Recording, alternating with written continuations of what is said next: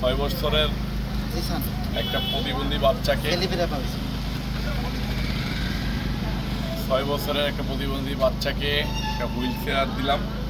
আল্লাহ পাক রব্বুল আলামিন এই বাচ্চাকে ভালোভাবে চলার তৌফিক দান করুক এবং এই বাচ্চাটা সুস্থ হয়ে স্বাভাবিক মানুষের মতো চলাফেরার জন্য আমরা আমাদের পক্ষ থেকে যতটুকু সহযোগিতা আছে সবসময় বিএনপির ভারপ্রাপ্ত চেয়ারম্যান জনাব তারেক রহমান সাহেবের পক্ষ থেকে সেই চেষ্টাটা করে যাব।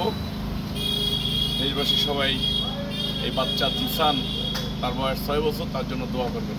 আসসালামু আলাইকুম।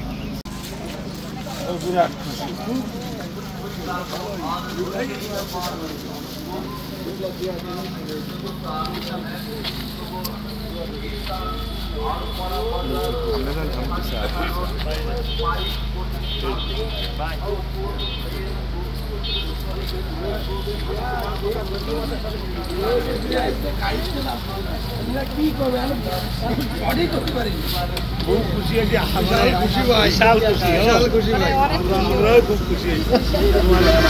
তোমার খুশি দেখে আমরাও খুব খুশি।